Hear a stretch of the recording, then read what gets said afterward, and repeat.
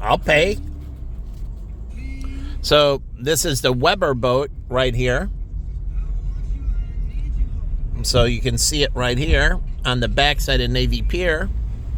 This is going to bring great business to Chicago. I remember when I saw my first yacht pull up here at Navy Pier, and it was a yacht. It was a big boat, way bigger than that boat. And it pulled up parallel. But it was a big yacht. I don't know whose yacht, but it was a yacht on Lake Michigan. I don't know if it came from New York down the St. Lawrence Seaway or anything, but it was a freaking huge yacht. Like, you know, those ocean yachts? That was the size of it here in Chicago. So you say you can have yachts, and then all my friends worked for Navy Pier with the boats, and they used to take boats from here all the way down to Florida. Oh, yeah. So people didn't store their boats. They were snowbirds, and so they left Chicago in the wintertime, and they moved their boat down, and they would transit the boat down to Florida, so they have it down in Florida. They didn't do it. My friends did. And so they would drop off the boat, and I don't think they had any two-way traffic, but they could have got one coming back, but I don't know if anyone wanted to move up here from Florida in the wintertime. But you can make that a full-time job, you know, taking boats from New York or anywhere, truly, New Orleans, taking them up the Mississippi, down to Illinois, and to Lake Michigan. Illinois to the Chicago River to Lake Michigan. So all you do, I'm listening to Q101.9, favorite station in Chicago. But again, you can see all the boats here. You can't see them well, but I'll wait right here. But this is a big job, porting the boats. And you know what you can do also? And I'll end this video. You can move them down to Florida, and you can move the Anita D and Spirit of Chicago if you want. They can move down to Florida or anywhere. They can go to Mississippi. They can go to Louisiana, and they can use them winter here. They can use them down there. The point is, you can lease your boats. Instead of storing them, ship them down there, let somebody else use them. So you use them for the boating season here, and then ship them somewhere else. And if you go down there, then you have to go around. So you can give them to Texas, and then the longer trip, because there's no waterway east to west that goes across the great. So you have to go all the way down and out New Orleans, and then go all the way around and come up, and you can loan them to people in Cancun, Mexico, in the Gulf. Truly, you can loan your boat to people to Cancun, Mexico. So that means more people would buy boats in Chicago, because instead of storing them, you got to pay for storage and wrapping it. You pay for transportation down there. Other people use your boat for their season, and now you're like joint owners, but you're renting your boat to them. And it works the other way around. When it's hot in Florida and people don't really like to go on the ocean, really, traffic in July and all that, really, really bad. It's so humid and 100 degrees, 100. People really don't like going on the water and that. They like being in the shopping centers. And then they like being more indoor in that, and they do a lot. So they can bring boats up here, and people can rent those boats from them. And so people can get boats from them when they're not using them, either from New York or anywhere along the coast back up to here. And you only got a boat for a couple months a year. You can book a boat for a month. You got to factor in transportation costs back and forth. Or you can book it for, June to October. So you can book it for how many months you want it. Isn't that freaking awesome? And we can free up the storage space for other things. We need more room for business growth and everything else. So they don't lose, they convert to something else. And we get rid of all that. And that wrapping industry, it goes into cars. When you put cars on trains and all that, truly, and new boats need to be wrapped. Until the owner gets them, those boats all have to have the same car wrapping, even if somebody's bringing them in via water. But you need transportation barges. New boats should be on transportation barges and brought in that way and never actually exposed to the water. And when they get it here, it's shrink wrapped, it's sealed, and they hermetically seal it, and lots of nice girls hermetically seal it, and then it brought up on a barge. Truly, you can bring up, that means skidoos or whatever, wave runners or all of that, and you can bring it up.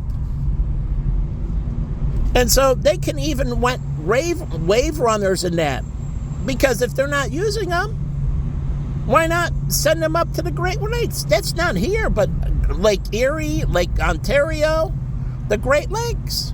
And then there's the Kankakee River, and then people go boating on the Mississippi. And so there's lots, and then you can do it on the West Coast. It's a separate river, like the Columbia River and many others by Oregon and that. And so you have this ability to create this leasing business and moving these things that are recreational, and more people can participate around the country, and then you can move the model around the world. Anywhere they have water access, like even in Saudi Arabia, boats there, they can lend to other countries, or in Israel, truly, and they can lease them to other countries when they're not being used. So, again, and places that are landlocked, like Palestine, the Palestinians, unless it's Gaza on the water, but they can go over and lease boats from Israel to them for a month or two. And now Israel has a business. Now they have to cross over to Israel to get access to the water, as Sam said.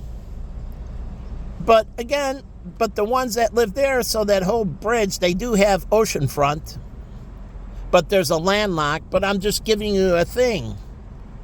And so Jordan and all that, they can move boats around and lease them. But you know what kills the Middle East, primarily, and Africa, big time, more than Asia, the United States, and Europe, is terrorism. It just destroys business. So if they can get that, and you can have the inspection systems and get things down, their economies can expand. But if they don't,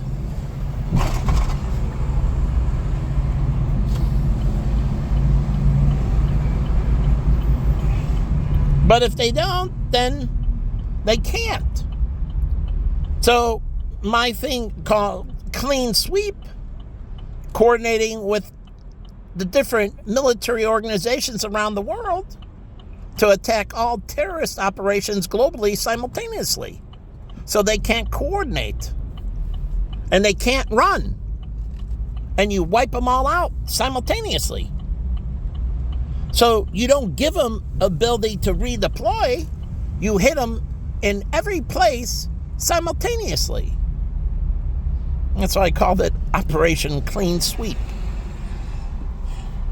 And it can be done with Europe and our partners in Asia and all that. We can hit them across the board everywhere simultaneously. There's no ability for them to move people around to support their operations. So the good guys outweigh the bad guys hugely. And then we can start expanding their economies and pulling their people out of poverty. But first, we got to really crush the bad guys. And if you don't do that, then you can't have expansion. Because the threat's too great. But poor families can start enjoying boats in that. Really, you start making boats, smaller ones than that, but wave runners and other things available to poor families. I went out to Milwaukee during the summer, and I was out to see Darren and that, and I rented a wave runner from a rental shop, and I went on Lake Michigan in Milwaukee with a wave runner that I rented. Now, the water was colder, and it was more fall, but still, it was cool to go out on the lake with a wave runner. So, again, if we don't do these things, then we can't create stability, and then all these industries can't grow. And so you're literally suppressing them, and only a few industries make money, and that means you got the tyranny of the minority, which Rush Limbaugh talked about all the time. And you don't want that. You want to crush them so we can bring people out from under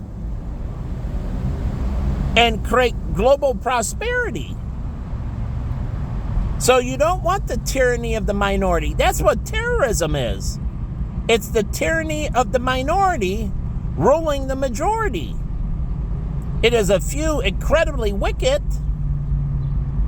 truly, and maybe that's here in Chicago, that are acting upon me.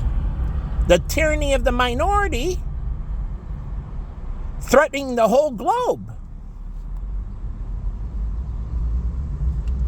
So you can't open this up. And look at all the airlines and the big buildings they have in the Middle East and that. They created a nightmare for themselves. Why do you think Saudi Arabia said in 5 years, and it's been longer than 5 years, that they were lining up the guillotines, and as many people as they needed to disappear, they were going to make disappear.